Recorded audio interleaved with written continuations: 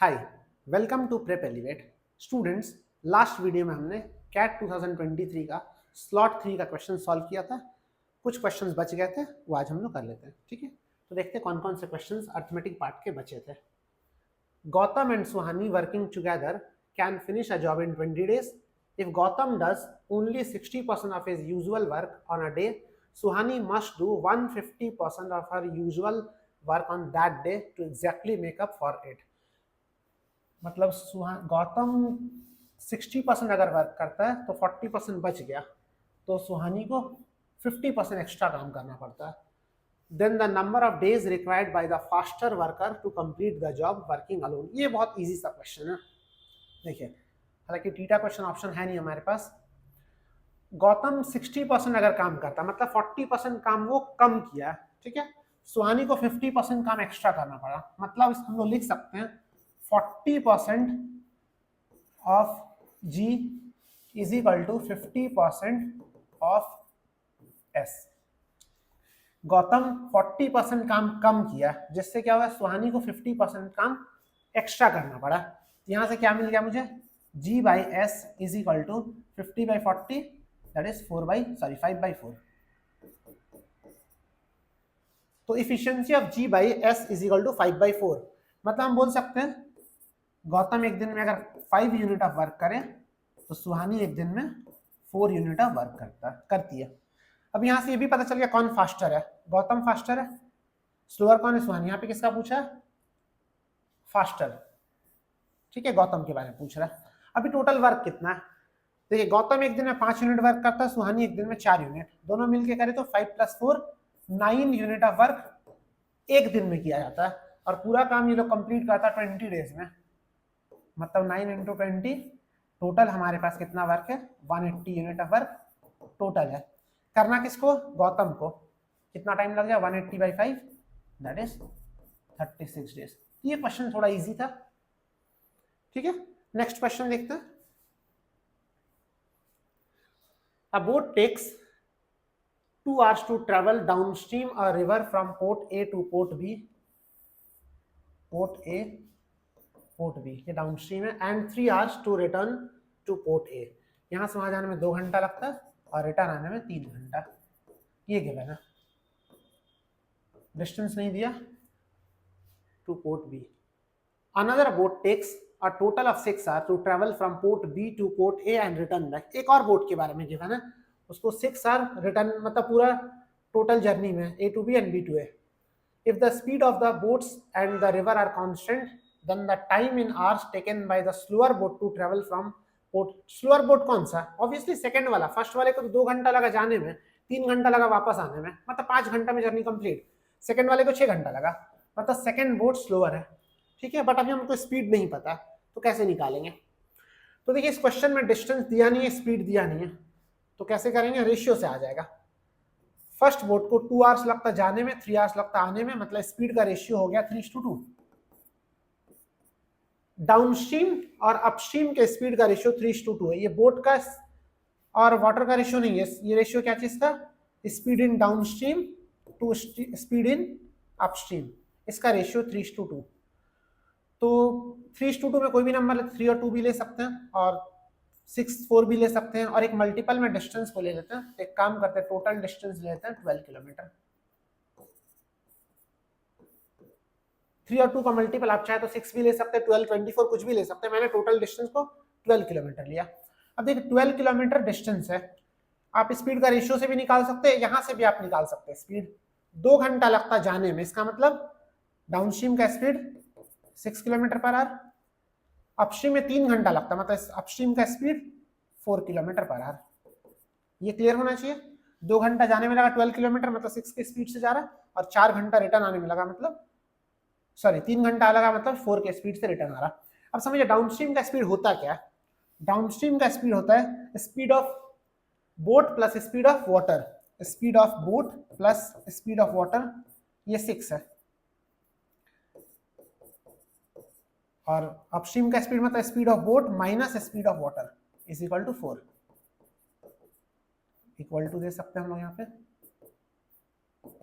अब दोनों इक्वेशन को अगर हम लोग सॉल्व करें तो ये कैंसिल हो जाएगा SW, SB 2SB is written, SB is equal to speed of boat 5 kilometre per hour and speed of water 1 kilometre per hour. ठीक है, बोट का स्पीड और वाटर का स्पीड मिलेगा 5 kilometre per hour and 1 kilometre per our. अब देखिए ये तो हमारा काम का डेटा है नहीं अब, क्योंकि हमें सेकंड बोट का निकालना। सेकंड बोट का हम क्यों सेकंड बोट का निकालना, बिकॉज स्लोअर पूछा और हम लोग ये पता कर चुके कि स्लोअर कौन सा, सेकंड वाला बोट, बिकॉज उसको 6 आवर्स लगा और इस बोट को कितना 5 आवर लगा, तो सेकंड वाला बोट स्लोअर है। लेकिन इसका काम है हमें ये जो स्पीड निकाला वाटर का वो हमारा यूजफुल है अभी। तो क्या करेंगे, let the speed of the another boat is s kilometre per our. तो हमारा इक्वेशन क्या बनेगा, देखो ये 12 किलोमीटर डिस्टेंस तो वही है, बोट का स्पीड है s और वाटर का स्पीड हम लोग अभी निकालें, ये बोट का स्पीड s और वाटर का स्पीड अभी हमने निकाला 1। तो इक्वेशन क्या बनेगा, 12 by s plus 1 plus 12 by s minus 1 is equal to 6। 12 kilometre distance जाएगा जब बोट वो B2A, मैंने A2B का पहले लिख दिया प्लस वाला, डाउनस्ट्रीम का स्पीड s प्लस 1, अपस्ट्रीम का स्पीड s माइनस 1 और distance by speed is equal to time. इसको जब सॉल्व करेंगे ये 6 से 12 कैंसिल हो जाएगा, 2 s plus 1 into s minus 1 LCM, ये आ जाएगा 2s minus 2 plus 2s plus 2, 2 cancel और यहाँ पे 1 है, 6 तो कैंसिल हो गया मतलब 1, तो ये क्या आ जाएगा 2s, 4s is equal to s square minus 1, s square minus 4s minus 1 is equal to 0। ये हमारा इक्वेशन बना, s square minus 4s minus 1 is equal to 0।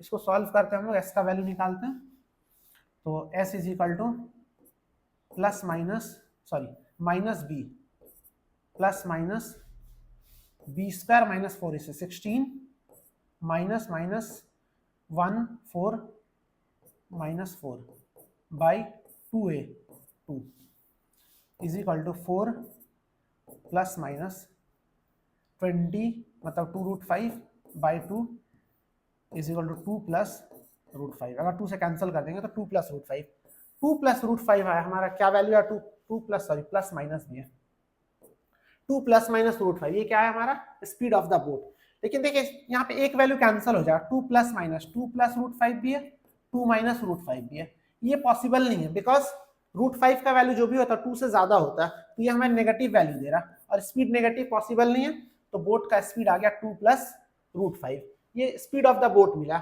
पूछा गया कि इसको टाइम कितना लगेगा, कौन से डायरेक्शन में, अपस्ट्रीम में कि डाउनस्ट्रीम में, to travel A to B, A to B क्या हमारा डाउनस्ट्रीम है, कितना टाइम लगेगा, टाइम पूछा गया, time is equal to distance by speed, distance हमारा कितना 12 किलोमीटर, तो time is equal to distance by speed 12 और स्पीड हमारा क्या हो जाएगा, बोट का speed 2 plus root 5 plus water का स्पीड था 1, तो ये हो जाएगा 3 प्लस 12 बाई 3 प्लस रूट 5, इसको रैशनलाइज करते हैं इस फॉर्म में तो आंसर नहीं देगा, 3 minus root 5 3 minus root 5 9 minus 5 4 12 3 minus root 5, ये कैंसिल हो जाएगा 3 माइनस रूट 5, ये आंसर होना चाहिए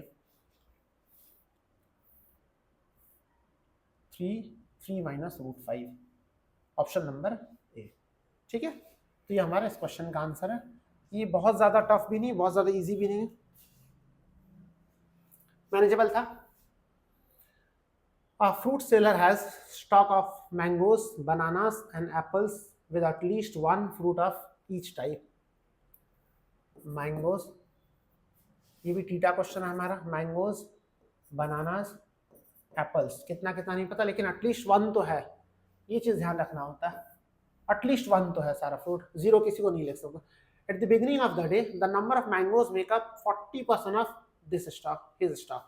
तो मैंगो का वैल्यू जो भी है वो टोटल फ्रूट का 40% है, तो टोटल फ्रूट को हम लोग 100x ले सकते हैं या फिर 40% का फ्रैक्शन वैल्यू होता है 40/100 2/5, तो टोटल फ्रूट जो भी होगा वो 5 के मल्टीपल में होगा, तो हम लोग टोटल फ्रूट को ले लेते हैं यहाँ पे 5x। ठीक है, टोटल फ्रूट हमारा 5x, तो मैंगो का वैल्यू मिल गया यहाँ से 2x। Excuse me, that is he sells half of the mangoes. अच्छा, ये टोटल फ्रूट है इसके पास 5x, और यहाँ पे लिखते हैं कितना वो बेचा, sold half of the mangoes, मतलब x इसमें से वो बेच दिया। 96 बनानास, अच्छा बनानास है कितना नहीं पता, लेकिन ही sold 96 of those. 40% of the Apple, अच्छा एप्पल कितना वो भी नहीं पता, बट 40%, तो यहाँ पे एक नंबर हमें लेना होगा वापस से 40% के लिए, फिर से 2/5, तो 5 के मल्टीपल है 5y ले लेते हैं। Total Apple he had 5y, तो इसमें से वो कितना 40% वो बेच दिया, मतलब 2y। ठीक है, एक बार मिला लेते हैं, 96 बनाना 40% ऑफ एप्पल्स, एप्पल्स का नंबर टोटल 5y, उसमें से 40% वो बेच दिया, 2y Apple he sold. At the end of the day he and up selling 50%, अच्छा उसके सारे फ्रूट्स में से 50% बिक गए। The smallest possible total number of fruits in the stock at the beginning of the day, इसका value पूछ रहा है 5x का। The smallest possible total number of fruits in the stock at the beginning of the day, अच्छा यही पूछा जा रहा 5x का। हाँ, तो कैसे निकालेंगे 5x का total value, x plus 96 plus 2y, इतना। अच्छा बनाना का नंबर भी हम लोग पता नहीं है, लेकिन शायद जरूरत भी नहीं है, हम लोग पता है कि 50% फ्रूट्स बिक गया, तो ये सोल्ड जो ये 50% का वैल्यू होना चाहिए, मतलब x plus 96 plus 2y is equal to 50% of this, तो 5x/2, और इसको लिख सकते हैं ना 2.5x। इसको जब यहाँ पे शिफ्ट करेंगे तो 3x/2 is equal to 96 plus 2y, हमें 5x का वैल्यू चाहिए, तो इसको अगर हम लोग 5x का वैल्यू कैसे निकालेंगे, x का वैल्यू क्या आ जाएगा, x is equal to 96 plus 2y into 2/3, और 5x is equal to 96 plus 2y by into 2/3 into 5, ये 5x का वैल्यू आ रहा, तो क्या आ रहा वैल्यू देख लेते हैं, इज इक्वल टू, इसको लिख सकते हैं 96 इंटू 10 960/3 प्लस 2y 4/10 20y/3, ये एक बार कैंसिल हो जाएगा, तो 320 प्लस 20/3y। 5x का हमें मिनिमम वैल्यू बताना, अब देखिए ध्यान से, इतना आने के बाद भी गलती हो सकता है, 5x का हमें मिनिमम वैल्यू बताना, और हमें यहाँ से पता चला 5x is equal to 320 plus 20/3y, मतलब 320 था, ये तो कांस्टेंट है हमारा। अब ये y के वैल्यू पे डिपेंड करेगा कि इसका मिनिमम वैल्यू कितना हो सकता है, तो y का वैल्यू को हम मिनिमम रखेंगे, बट मिनिमम 1 नहीं रख सकते, 3 का मल्टीपल भी तो होना चाहिए, नहीं तो फिर इंटीजर देगा नहीं, तो y का मिनिमम वैल्यू पॉसिबल इज 3, तो यहाँ पे 3 पुट कर दो भाई, तो टोटल नंबर ऑफ फ्रूट्स क्या हो जाएगा मिनिमम 320 प्लस ये y का वैल्यू होगा 3 3 कैंसिल 20, तो आंसर विल बी 340, ये मिनिमम नंबर ऑफ फ्रूट्स होना चाहिए।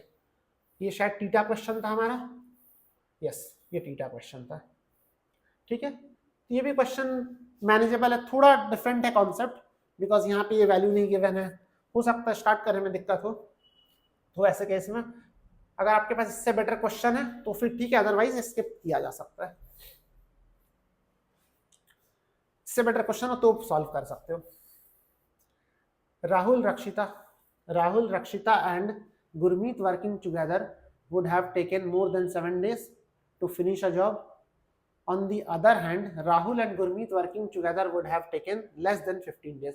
यहाँ पे देखिए exact number of days given नहीं है, राहुल, रक्षिता एंड गुरमीत अगर साथ में काम करें तो कितना टाइम लगता है, more than 7 days, 7 plus, and Rahul and Gurmeet अगर साथ में काम करें तो कितना टाइम लगता है, less than 15 days. However, they all worked together for 6 days, followed by Rakshita who worked for 3 more days to finish the job. Rahul plus रक्षिता प्लस गुरमीत काम करे 6 डेज, और उसके बाद अगर रक्षिता 3 डेज और काम करे तो ये काम कंप्लीट हो जाता है। तो पूछा गया क्वेश्चन में, इफ रक्षिता had worked alone on the job, then the number of days she would have taken to finish the job cannot be। पूछ रहा कौन सा नंबर ऑफ डेज पॉसिबल नहीं है फॉर रक्षिता।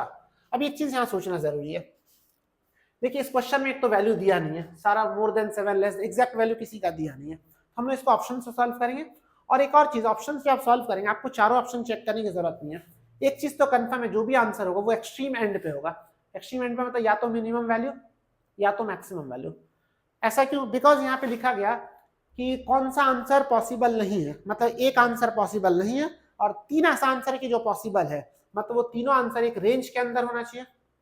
तो जो रेंज से बाहर जाएगा वो आंसर, और रेंज से बाहर कौन सा नंबर जाता है, या तो मिनिमम वैल्यू या फिर मैक्सिमम वैल्यू। तो ये तो कंफर्म है कि दोनों में से कोई एक आंसर होना चाहिए। तो हम लोग चेक करते हैं, किसी एक ऑप्शन को चेक करेंगे, अगर उससे आंसर आ गया तो ठीक है, अदरवाइज कैन नॉट बी पूछा। अगर हमने 21 को चेक किया और उससे आंसर आ रहा, मतलब आंसर 16 होगा, बिकॉज कैन नॉट बी पूछा।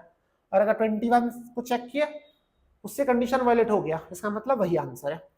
तो हम लोग चेक करते हैं, यहां से स्टार्ट करते हैं क्वेश्चन को। राहुल, रक्षिता, गुरमीत 6 डेज काम की, उसके बाद काम किया, उसके बाद रक्षिता 3 डेज और काम करती है। तो इसको हम लिख सकते हैं, राहुल एंड गुरमीत को अगर यहाँ से अलग कर दे, राहुल एंड गुरमीत 6 डेज काम करता है, फिर यहाँ पे रक्षिता भी 6 डेज काम किए और प्लस रक्षिता 3 डेज और काम किए, तो काम कंप्लीट हुआ। तो इसको हम लोग बोल सकते हैं राहुल प्लस रक्षिता, राहुल प्लस रक्षिता, sorry Gurmeet, Rahul plus Gurmeet 6 days काम किया एंड रक्षिता वर्क फॉर 9 डेज, तो काम कंप्लीट हो गया। ठीक है, अब हम लोग यहाँ से ऑप्शन चेक करेंगे। हम लोग फर्स्ट ऑप्शन यहाँ से स्टार्ट करेंगे, मैक्सिमम वैल्यू 21 को लेकर चलते हैं। तो अज्यूम करते हैं कि रक्षिता can complete the work in 21 days. ठीक है, अब यहाँ पे देखिए रक्षिता यहाँ पे 9 डेज काम की है, और अगर हम लोग ये मान के चले कि रक्षिता can complete the work in 21 days, तो 9 डेज में कितना काम किया, 9/21, इसको कैंसिल करके लिख सकते हैं 3/7।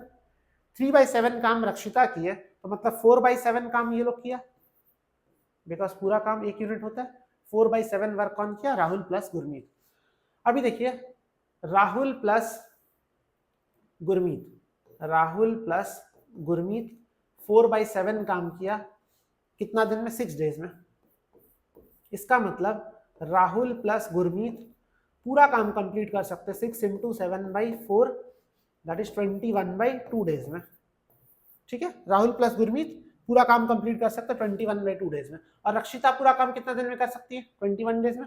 तो दोनों का अगर हम लोग ऐड करना चाहे तो तीनों का, रक्षिता प्लस